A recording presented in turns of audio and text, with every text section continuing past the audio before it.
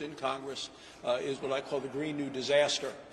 We've seen it before, and they're doing this right as the economy is recovering from the pandemic. So it's very interesting that if you're somebody that pays taxes, that heats your home, that drives a car, you're going to end up paying more under the Green New Deal introduced today by Ed Markey and Alexandria Ocasio-Cortez. They're going to change the way we use energy in the United States, the sources of energy we've used over the last history, and for the next 10 years will change dramatically. We're going to be dealing with things called climate justice and punishing regulations and much higher taxes. On average, people who, in terms of their energy family use costs, will go about $3,800 a family. But Biden's positions already, because of his executive orders, have driven up energy costs.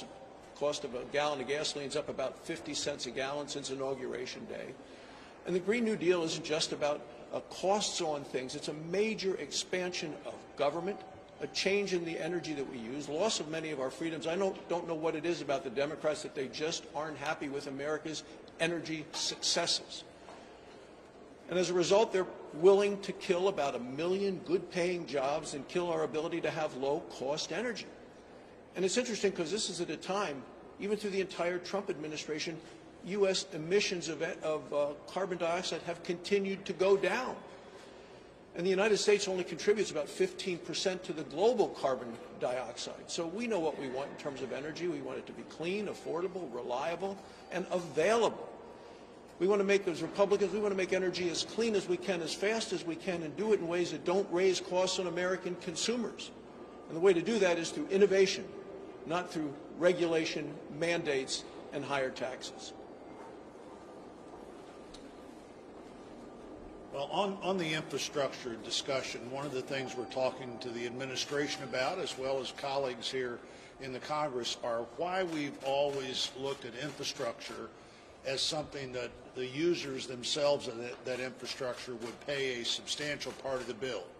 People think that's fair because it is fair. They think it makes sense because it does make sense. And whether that's the highway system, the road and bridge system, where we've traditionally paid for that by people who power their vehicle at the gas pump, we got a lot of people who don't do that now. And we need to figure out, and there are going to be more people not doing that all the time, we need to figure out how they begin to pay their fair share. For water systems, I'd be for replacing every lead water pipe in the country, and that's not an imposition on the users of that system.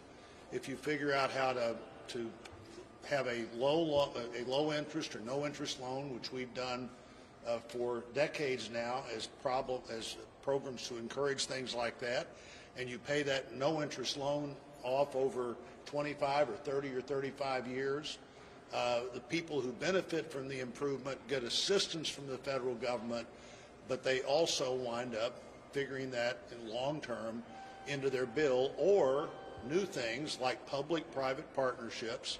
Senator Warner and I, Senator Bennett and I have repeatedly introduced pieces of legislation to try to open the door a little further there. This would be a great time to do this.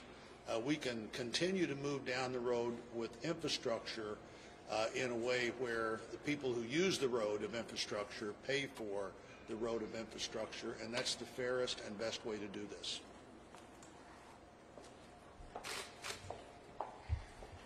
The Democrats are showing their true colors, and the American people are very alarmed. We see a number of steps right now to go completely against who we are as a United States of America.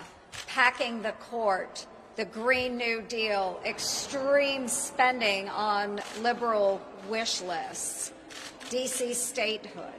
We could go on and on and on. And as I said, Americans are alarmed at what they are seeing. We are going fundamentally against the grain with all of these proposals coming from the liberal left. And so, folks, what do we need to do to regain the trust of the American people? It's work in a bipartisan manner. In the last Congress, we actually had a highway bill, roads and bridges, a bill that came out of our EPW committee 21-0, unanimous. the ultimate testament of bipartisan work. And yet the Democrats have turned their back on being bipartisan and instead continued down this path of their liberal wish lists. So again, we have to regain the public's trust, and in order to do that, we need to start working together. I am willing to work with whatever partner we can find in order to find a positive move forward, whether it's on infrastructure, protecting the environment. As long as we are doing it in a bipartisan way, our constituents will believe in us and restore their trust in Congress. So I'm encouraging the members to the left, let's bring it back to center, let's start working on these things together, and we will make a difference.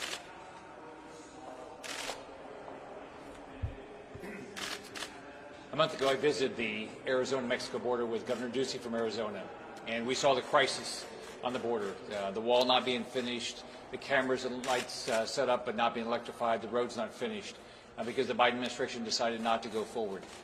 I'm positive, as Joe Biden acknowledged, there's a crisis. There's clearly a crisis. Unfortunately, he's done nothing in 30 days to get anything fixed. I talked to sheriffs who are seeing more fentanyl come across the border and getting into communities around the country. We had 170,000 plus people apprehended, and we don't know how many people weren't apprehended last month, March. So it's time for Joe Biden to stop working for the left-wing puppeteers. It's time for him to do his job, show some real leadership, and secure a border. Leader McConnell. Leader McConnell. Pelosi said on Friday that she wanted to continue pushing for this January 6th commission. She said she was going to send over another proposal in a letter to her colleagues. Have you received her new proposal, and where do things stand on a January 6th commission? Well, I've had no discussions with her, but the way to go forward with a 9/11 type commission on the events of January 6th is twofold. Number one, the commission needs to be balanced. And number two, the scope of it needs to deal with a little bit broader than just January the 6th. We've also had a number of violent disturbances around the country last year, and I think we ought to look at this in a broader scope and with a totally balanced 9/11 style commission. If she were willing to put that forward, I think it would enjoy broad bipartisan support. But you see no evidence that she has amended or changed her initiative? I can only tell you we've not talked about it. Leader McConnell, Yeah. I'm wondering if you could speak to the gravity of the moment we're in as the nation is on edge waiting for a verdict on the Derek Chauvin trial. An acquittal would assuredly exacerbate the anger so many black Americans feel about what is often described as a dual system of justice in this country. Well, look, one of the hallmarks of our system is people are entitled to a fair trial. Sometimes a fair trial is difficult to conduct under these kinds of circumstances, but it is certainly not helpful for a member of Congress and even the President of the United States to appear to be weighing in public while the jury is trying to sort through this significant case. They're entitled to a fair trial, and hopefully that's what will happen in Minneapolis. Leader McConnell. You know. As we wait for the Chauvin verdict, some Democrats say the Justice and Policing Act should be passed through the Senate, and of course we know Senate Democrats have already rejected Senator Tim Scott's 2020 counterproposal. Do you think Congress and the Senate is doing enough for racial justice and police reform? Well, on police reform, your question implies the answer. We were prepared last year when Republicans were in the majority in the Senate to take up and hopefully pass an important police reform bill. It had been crafted by Senator Tim Scott, who's experienced some of the issues that bring this to the fore. And yet the Democrats, who are now decrying the use of the filibuster, used it repeatedly to keep us from even bringing the bill up and having a debate. We're still open to looking at police reform, but it ought to come up before the Senate, open for amendment, and our ideas, led by Senator Tim Scott, ought not to be just summarily dismissed in the process. Leader McConnell. Leader McConnell. Have you been briefed by the Republicans who are trying to negotiate with the Biden administration maybe a scaled-down infrastructure package? And how optimistic are you about them getting a deal? Yeah, we've been talking about it at lunch. Shelley has been giving reports about what she's working on. At the risk of repeating myself, we're open to a more modest and targeted infrastructure bill.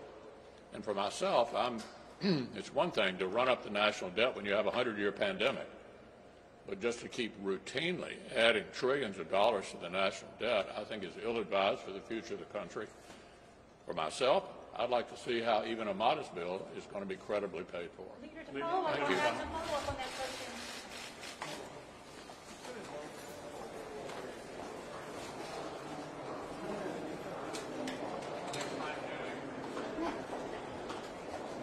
I tried. I mean, I got back right as he started taking questions, and it was too late. Sorry. I mean,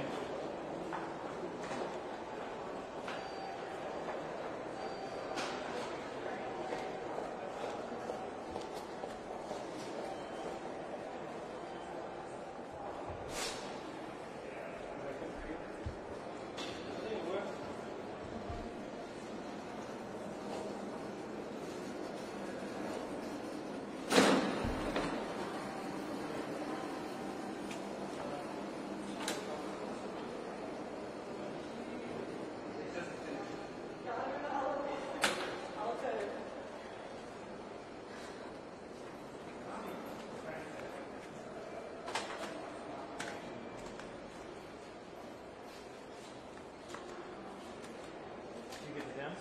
Yeah. all right.